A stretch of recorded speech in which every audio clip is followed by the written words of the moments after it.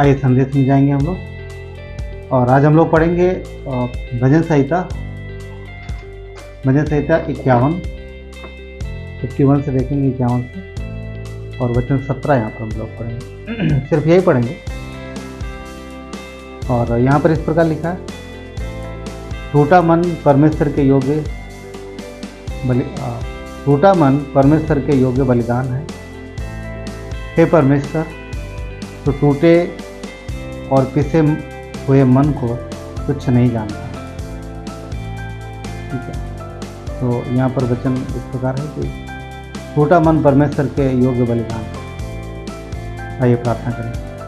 परमेश्वर, धन्यवाद देते हैं आज के समय को अपने हाथों में सौंपने प्रभु। हर एक टाइम प्रभु आपके अनुग्रह से परमेश्वर हमें मिलता है और हम की आराधना महिमा करते हैं, कुछ सुनने पाते हैं। प्रभु इस सारी बातों को अपने हाथों में सौंपते परमेश्वर। हर एक चीज़ प्रभु आप दुरुस्त करते हैं, हर एक चीज़ आप सही करते हैं प्रभु, अपने अनुग्रह से परमेश्वर धन्यवाद देते हैं प्रभु। आज के इस संदेश में आपकी अगुवाई मांगते हैं प्रभु, और आप अपने आत्मा के द्वारा हमारी अगुवाई करें। धन्यवाद। और सुनने वाले को आप भी धन्यवाद देते यीशु के नाम से, आमीन। तो जैसा कि हम लोगों ने वचन पढ़ा कि टूटा मन परमेश्वर को ग्रहण योग्य है, परमेश्वर के योग्य बलिदान है।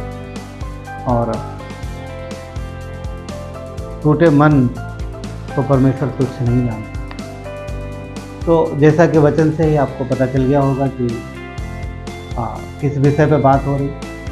ये बात हो रही है कि परमेश्वर के सामने अपने आप को जब हम प्रस्तुत करते हैं, जब हम परमेश्वर के सामने जाते हैं, तो हम पूरी तरीके से अपने आप को तैयार करें और परमेश्वर को अपने आप को पूरी तरीके से। और क्योंकि अगर हम टूटे हुए मन से, यानी एक तरीके से बोल सकते हैं कि जहाँ पर अपनी कोई इच्छा नहीं है और हम संपूर्ण हृदय से परमेश्वर के पास जाते हैं, और ये परमेश्वर को चाहिए और ये परमेश्वर को अच्छा भी लगता है, ये परमेश्वर को पसंद आता है। हम अपने जीवन में मन की खराई से, मन की नम्रता से हम परमेश्वर को प्रसन्न कर सकते हैं, क्योंकि उसको ऐसा ही हृदय चाहिए, ऐसा ही मन चाहिए। संपूर्ण हृदय से परमेश्वर को समर्पित होना एक बहुत अच्छी बात है, और ये परमेश्वर की इच्छा भी है। यहाँ पर ये, क्योंकि ज़्यादातर होता है कि जब हम परमेश्वर के पास जाते हैं, हम लोग जब जाते हैं तो कहीं ना कहीं पूरी तरीके से, पूरे हृदय से नहीं जा पाते। पर परमेश्वर की इच्छा है कि हम उस तरीके से जाएं जहाँ पर हम परमेश्वर के सामने बैठें और जहाँ पर हम ये कह सके, प्रभु मेरी मर्जी नहीं, मेरी इच्छा नहीं, मेरी कोई सोच विचार नहीं, परंतु आपकी इच्छा, आपकी मर्जी मेरे जीवन। अगर हम इस तरीके से जाते हैं तो ये बहुत अच्छा है।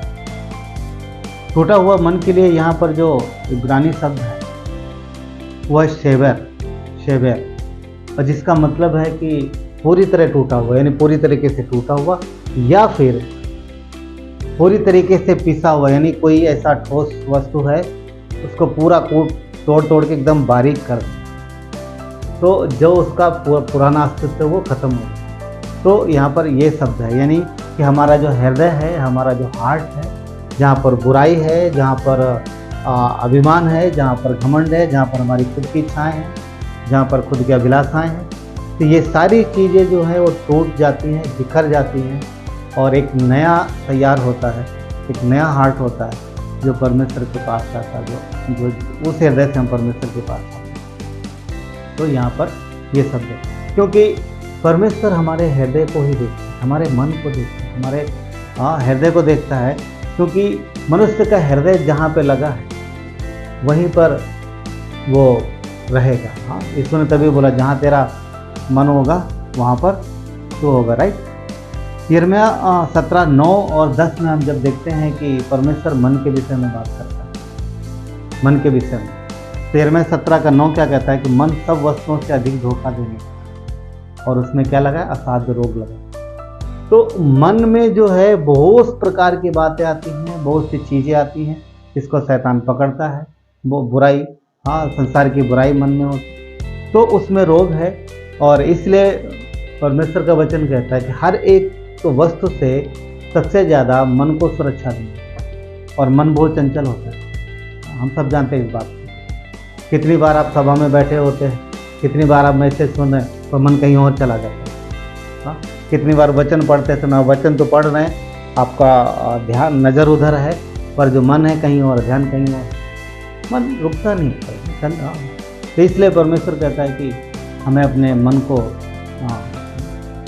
संभालना है। और तभी यीशु ने बोला मन फिराओ, मन फिराओ, हृदय, हार्ट जहाँ जिधर होगा हमारा हृदय जिन चीज़ों में लगेगा, उन चीज़ों में हम आगे बढ़ते जाएंगे। इसलिए परमेश्वर कहता है कि सबसे बड़ा अधिक अपने मन की रक्षा करो। और वचन 10 में कहता है क्योंकि मैं यहोवा मन की खोजता और हृदय की जांचता। तो परमेश्वर मन की खोजता है कि हमारे मन में क्या चल रहा, हमारे हृदय में क्या है। तो जो चीज़ें हमारे हृदय में हैं उन चीज़ों को आप देखोगे कि हम उन चीज़ों पे ज़्यादा फोकस करते हैं। अब देखो कि जो विश्वास में संसार की बात तो नहीं करता, विश्वासियों की ना, तो विश्वासियों के हृदय में भी जो चीज़ें होती हैं, जहाँ जिन चीज़ों में उनका मन लगा रहता है वो चीज़ अवश्य करते हैं। तो परमेश्वर चाहता है कि हमारा जो हृदय है उसमें परमेश्वर का निवास हो, और हम विश्वासी होने के नाते परमेश्वर को प्राथमिकता दें अपने जीवन में, अपने रोज़मर्रा के कार्यों में। और इससे क्या होता है कि ये जो हमारा जो स्वभाव, हमारा जो चाल चलन है, ये परमेश्वर को भाता है, परमेश्वर को भाता है, और परमेश्वर इससे प्रसन्न होता है। क्योंकि जो सीधी चाल नहीं चलता परमेश्वर के साथ, फिर वो परमेश्वर को पसंद नहीं है, परमेश्वर को भाता नहीं है। नीति वचन का 15:21 कहता है कि निर्बुद्ध को मूर्खता से आनंद होता है, परंतु समझ वाला मनुष्य सीधी चाल चलता है।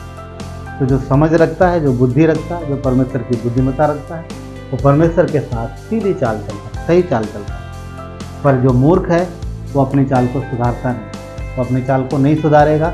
मूर्ख अपने आप को जांचेगा नहीं, वो जैसा चला वैसा चलेगा। तो क्या आप इस श्रेणी में आना पसंद करेंगे? नहीं, हम मूर्ख नहीं हैं, क्योंकि परमेश्वर की बुद्धिमत्ता हमारे अंदर है। इसलिए हमें अपने आप को जांचना है, अपनी चाल को जांचना है। नीति वचन 29:27 कहता है कि धर्मी लोग कुटिल मनुष्य से घृणा करते हैं, धर्मी लोग कुटिल मनुष्य से घृणा करते हैं, और दुष्ट जन भी सीधी चाल चलने वालों से घृणा करते हैं। तो दोनों के विषय में लिखा है, जो धर्मी है, जो परमेश्वर की ओर अपने मन को लगा के रखता है, जो उसकी ओर अपने ध्यान को लगा के रखता है, वो बुराई से नफरत करेगा, बुरे लोगों से और बुराई दोनों से। परंतु जो बुराई से प्रेम रख रहा है, इसका मतलब ये है जो परमेश्वर से प्रेम नहीं रखता। और सेम दूसरी बात भी यहाँ पे लिखी है कि जो बुरे लोग हैं, जो दुष्ट जन हैं, वो सही चाल चलन रखने वाले लोगों को पसंद नहीं करते, उनसे वो घृणा करते हैं। जो परमेश्वर के भक्त हैं, जो परमेश्वर के लोग हैं, जो परमेश्वर के साथ खराई से चलते हैं, जो परमेश्वर के आज्ञा को मानते हैं, खराई से उसके पीछे चलते हैं, तो दुष्ट जन कई बार इस चीज़ को पसंद नहीं करते। उनके मन में बहुत से विचार चलते रहते हैं, और कई बार तो उनके मन में ये आता है कि किस तरीके से इस व्यक्ति को फंसाया जाए, या किस तरीके से इस व्यक्ति को गिराया जाए।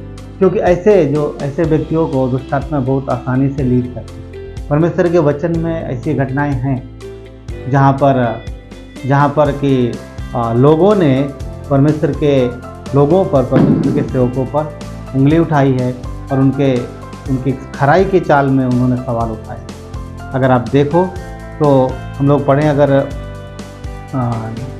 नंबर यानी गिनती का 16 अध्याय, अगर गिनती 16 अध्याय में हम लोग यहाँ पर जाते हैं तो यहाँ पर मुख्य 3 व्यक्तियों के नाम मिलते हैं। गिनती 16 में मुख्य 3 व्यक्तियों का नाम है, जो है कि दातान, अबीराम और कोरा।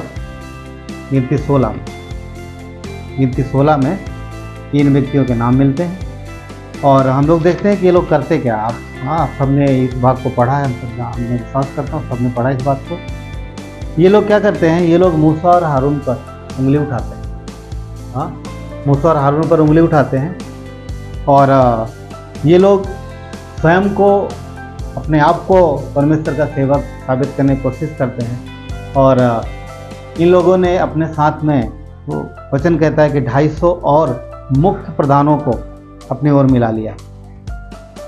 अगर 16 का वचन 1 पढ़ें तो लिखा है, कोरा जो लेवी का परपोता, कहात का पोता और यिसयार का पुत्र था, वो अलीआब के पुत्र दातान और अबीराम और पेलेत के पुत्र ओन। वचन 2, इन तीनों रूबेनियों से मिलकर मंडली के 250 प्रधान जो सभासद और नामी थे उनको संग लिया, और वे मूसा और हारून के विरुद्ध उठ खड़े हुए। हाँ, यहाँ पर देख रहे हैं कि ये 3 मुख्य लोग हैं और इन्होंने क्या किया है, 250 प्रधानों को अपनी ओर मिला लिया है। एक साजिश चल रही है यहाँ पर, एक प्लान चल रहा है इन लोगों का परमेश्वर के लोगों के खिलाफ, और निकल के आता है कि 250 प्रधान इनके साथ हो गए, इनकी बातों में आ गए हैं। और इन लोगों ने क्या किया है, मूसा और हारून के खिलाफ क्या किया है, विद्रोह किया है। यहाँ पर देखते हैं। और इन्होंने विद्रोह क्यों किया है? इन्होंने विद्रोह इसलिए किया है कि इन्हें स्वयं वो अधिकार चाहिए। आगे के वचन अगर पढ़ेंगे तो वहाँ पर क्लियर साफ तौर पे ये बात निकल के आती है कि इन लोगों को क्या चाहिए, अधिकार चाहिए। वचन 3 कहता है कि वे मूसा और हारून के विरुद्ध उठ खड़े हुए और उनसे कहने लगे, तुमने बहुत किया, अब बस करो। बहुत सेवकाई कर ली तुमने, बहुत लीड कर लिया तुमने, अब बस करो, अभी रुक जाओ। क्यों? क्या लिखा है, क्या कहता है? क्योंकि सारी मंडली का एक एक जन पवित्र है। क्योंकि मूसा ने कई बार परमेश्वर के कहने से लोगों को बोला कि अपने को शुद्ध करो, अपने पवित्र को, ये पाप मत करो, पाप मत करो। तो ये सारी चीज़ें यहाँ पर ये लोग देखते हैं। और इन्होंने क्या बोला कि हर एक व्यक्ति पवित्र है, मंडली का हर एक व्यक्ति पवित्र है, और उनके मध्य में यहोवा उनके मध्य रहता है। इसलिए तुम यहोवा के मंडली में ऊंचे पद वाले क्यों बन बैठे हो? देख रहे हैं यहाँ पर। हाँ, उन्हें क्या चाहिए, तुम बस करो, अब हम आगे आ रहे हैं। इनको किसी ने अधिकार दिया नहीं। इनके हृदय में ये भावना जो आई है वो डेमोनिक है, यानी दुष्ट आत्मा से प्रेरित है, शैतान से प्रेरित है। और इन्होंने उससे प्रेरित होकर के परमेश्वर के चुने हुए सेवक पर उंगली उठाई है और उसको चुनौती दी है। और ये इसलिए इन्होंने किया है कि इन्हें स्वयं से अधिकार चाहिए, उन्हें खुद अधिकार चाहिए। परमेश्वर उन्हें अधिकार दे या ना दे, वो स्वयं से अधिकार मांगे। आपको ऐसे लोग मंडली में मिल जाएंगे, यानी कलीसिया में मिल जाएंगे। कई बार वो चुने नहीं जाते हैं, वो अगुओं के द्वारा, पास्टर के द्वारा अपॉइंट नहीं किए जाते हैं। हाँ, फिर भी वो अपने आप को उस अधिकार के योग्य समझते हैं और कई बार वो इस चीज़ के लिए काफ़ी कोशिश भी करते हैं। तो अधिकार परमेश्वर की ओर से आता है, स्वयं से अर्जित नहीं किया जाता। हाँ, इसके लिए हमें यह है कि पूर्ण नम्रता से परमेश्वर की सेवा करते रहना है। समय पर परमेश्वर अधिकार देता है। हम इसलिए सेवा नहीं करते, हम इसलिए परमेश्वर की आज्ञा नहीं मानते, हम इसलिए कलीसिया में मदद नहीं करते, हम इसलिए परमेश्वर का कार्य नहीं करते कि हमें अधिकार चाहिए। हम इसलिए करते हैं क्योंकि परमेश्वर हमसे प्रेम करता है और हम प्रेम भाव से करते हैं। पर यहाँ पर हम देखते कुछ अलग चीज़ हो रही है। यहाँ पर इन्हें अधिकार चाहिए, यहाँ पर इन्होंने अधिकार छीनने की कोशिश की है और इन्होंने चुने हुए अधिकार, जो अधिकार परमेश्वर के द्वारा दिया गया था, उसको चुनौती दी। एक्चुअली में इन्होंने चुनौती मूसा और हारून को दी, क्योंकि मूसा और हारून कौन थे? एक आम इंसान थे, तो परमेश्वर ने उन्हें वो अथॉरिटी दी। तो जब कोई अधिकार पर चुनौती उठाता है, अधिकार पर सवाल उठाता है, अधिकार को चुनौती देता है, तो कहीं ना कहीं वो परमेश्वर को चुनौती देता है, क्योंकि अधिकार परमेश्वर की ओर से है। तो इस बात का ध्यान रखना है कि कलीसिया में कभी भी अगुओं के प्रति, पास्टर के प्रति, कभी भी आपके मन में ऐसी बातें, किसी भी प्रकार की बातें नहीं आनी चाहिए, क्योंकि ये सीधे सीधे परमेश्वर के दिए गए अधिकार को चुनौती देना होता है। और परमेश्वर इस सारी चीज़ों में बहुत ही संवेदनशील रहता है और वो इन सारी चीज़ों को माफ़ नहीं करता, क्योंकि पाप जो है वो लीडरशिप की कैटेगरी का पाप, जो कि एक व्यक्ति के द्वारा पूरे कलीसिया को खराब कर सकता है। तो इन्होंने अपनी अभिलाषा को पूरी करने के लिए अपने साथ 250 लोगों को और मिला लिया। ये लोग कौन से हैं? ये लोग वो हैं जो प्रधान हैं, जो मुख्य लोग। ऐसा लग रहा है जैसे कि स्वर्ग में एक घटना घटित हुई थी, शैतान, राइट? शैतान ने परमेश्वर के साथ जब विद्रोह किया तो उसने 1/3, वचन कहते हैं 1/3 स्वर्गदूतों को अपने साथ मिला लिया। तो यहाँ पर वही हो रहा है। 250 प्रधान है, मुख्य प्रधान है, ये आम आदमी नहीं है। 250 प्रधान है जो कि जो हजारों परिवारों को लीड कर रहे हैं। तो कहीं ना कहीं ये प्रधान कह रहे होंगे कि हमारे हाथ में इतने परिवार हैं, हमारे साथ इतनी फैमिली है, चलो हम भी तुम्हारे साथ। तो आई डोंट नो कि वो परिवार जो इनके हाथ में थे, इनके मतलब इनके जिनको लीड करते थे, वो इनके साथ थे या नहीं थे, क्योंकि ऐसा तो मिलता नहीं। परंतु फिर भी ये प्रधान उनके साथ थे, ये क्लियर साफ तौर पे निकल के आता है। संभव है शायद उन्हें अनुमान होगा कि हम अपने परिवारों को मना लेंगे जिनको हम अगुवाई करते हैं, मगर परमेश्वर जिसको चुनता है, जिसको अधिकार देता है, उसकी हिफाजत भी करता है, उस अधिकार की हिफाजत करता है और उस व्यक्ति की भी हिफाजत करता है। और हम यहाँ पर देखते हैं कि परमेश्वर सबके सामने इस मैटर को क्लियर करता है। 16 का 31 से आप 35 में देखेंगे तो यहाँ पर परमेश्वर इस बात को क्लियर करता है और उनको क्या मिलता है? दंड।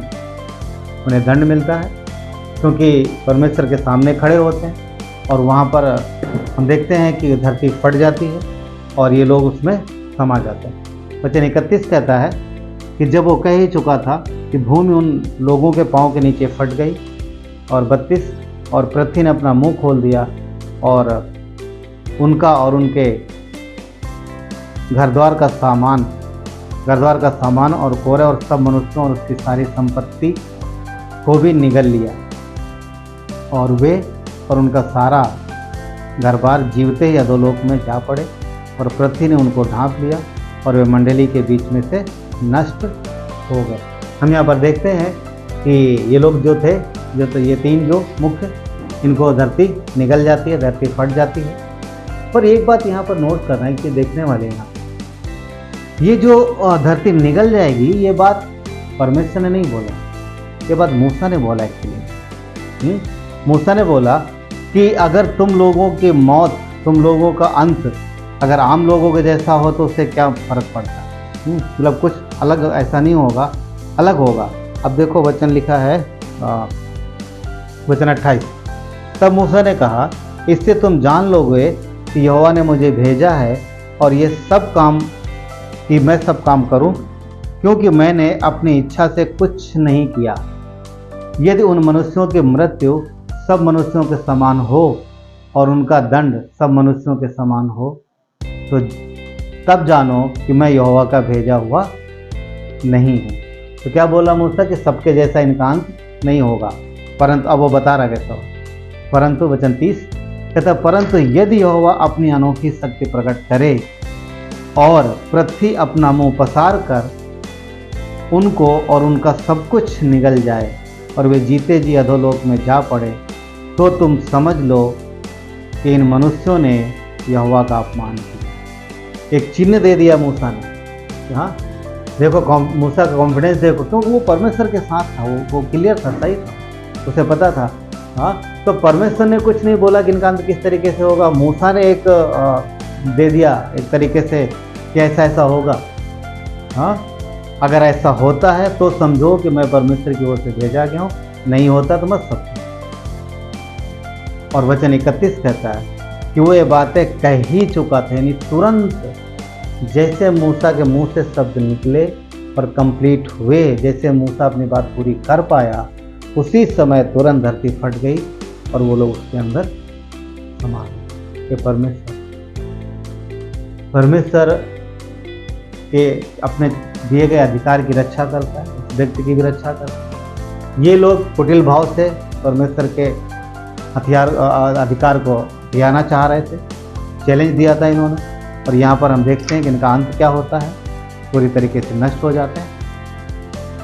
वचन 34 कहता है, और जितने इजरायली उसके चारों ओर थे उनका चिल्लाना सुनकर वो ये कहते भागे कि कहीं पृथ्वी हमको न निगल जाए।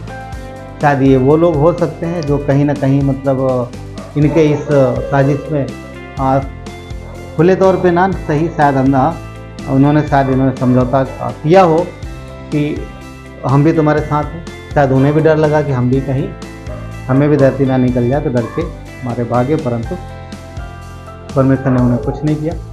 पर हाँ वचन 35 कहता है तब यहोवा के पास से आग निकली और उन 250 धूप चढ़ाने वालों को भस्म कर डाला।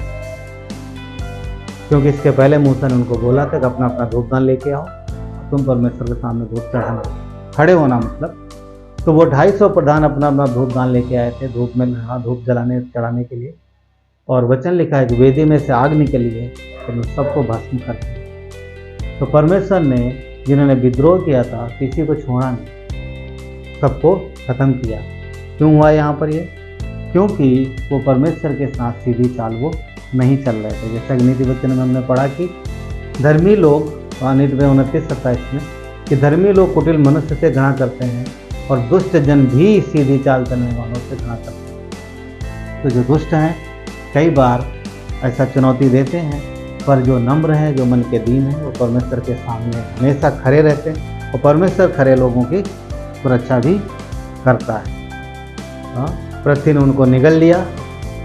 मूसा की जैसा मूसा ने कहा परमेश्वर ने वैसा किया, उसका मान रखा। तो परमेश्वर अपने लोगों का आदर करता है, अपने लोगों का मान रखता है। और परमेश्वर ने मूसा को, आप देखोगे इससे पहले भी परमेश्वर ने मूसा के विषय में अपनी गवाही दी, तो मूसा की गवाही दी इस बात में कि गिनती का 12 अध्याय वचन 3 में परमेश्वर ने मूसा के विषय में एक बात कही कि मूसा पृथ्वी भर के सब रहने वाले सब मनुष्यों से अधिक नम्र स्वभाव का।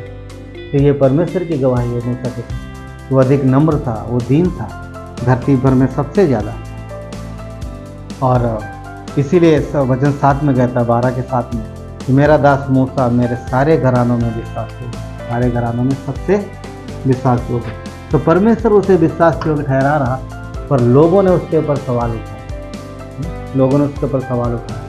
तो अधिकार जो है परमेश्वर देता है, और ये तभी आता है जब हम संपूर्ण मन से बिना किसी लालच के परमेश्वर के साथ रहते हैं और उसके साथ चलते रहते हैं। समय पर परमेश्वर ये सारी चीज़ें देता है। गिनती का 12 अध्याय वचन 8 में कहता है कि मैं उससे गुप्त रीत से नहीं परंतु आमने सामने प्रत्यक्ष होकर बातें करता हूँ, और वो यहोवा का स्वभाव निहारने पाता है। इसलिए तुम मेरे दास मूसा की निंदा क्यों करते? तो परमेश्वर अपने दास से बातें कर रहा, मूसा से आमने सामने बात करता था। उसने छुप के बातें नहीं की, नबियों से उसने छुप के बातें की। छुप के मतलब नबियों से दर्शन में बातें की। नबी उस तरीके से नहीं देख पाया। मूसा के बाद जितने भी नबी आए, कोई भी इस तरीके से परमेश्वर से बात नहीं कर पाया, चाहे वो दानियल ही क्यों ना हो, चाहे एजकेल या फिर एलिया क्यों ना हो, कोई भी हो, इस तरीके से नहीं। मूसा देख पाता था, परमेश्वर को देखता था, तो वो अलग ही था बिल्कुल। और इसका कारण यही था कि वो मन में नम्र था और टूटे हुए मन से रहता था, दीन था परमेश्वर के साथ। परमेश्वर ने मूसा की तारीफ की, स्वयं उसके बचाव में आया, और वो लोग जो झूठी नम्रता लेकर मंडली की अगुवाई करने के लिए स्वयं आगे आए थे, जो स्वयं अपनी अगुवाई में मंडली को लेना चाहते थे, परमेश्वर ने उन्हें दंड दिया। परमेश्वर ने उन्हें दंड दिया क्यों? क्योंकि परमेश्वर है जो सारी बातों को सही करता है, जो परमेश्वर है जो सारी चीज़ों को देखता और संभालता है। फिलिपियों का 2 अध्याय और वचन 2 ये कहता है, तो मेरा आनंद पूरा करो कि एक मन रहो और एक ही प्रेम, एक ही चित्त और एक ही मनसा रखो। 2 अध्याय का वचन 2 कहता है कि हमें यूनिटी में रहना, एक मन होना, एक मन होना। जो चीज़ें हैं, जो अधिकार है, वो परमेश्वर की ओर से मिलता है।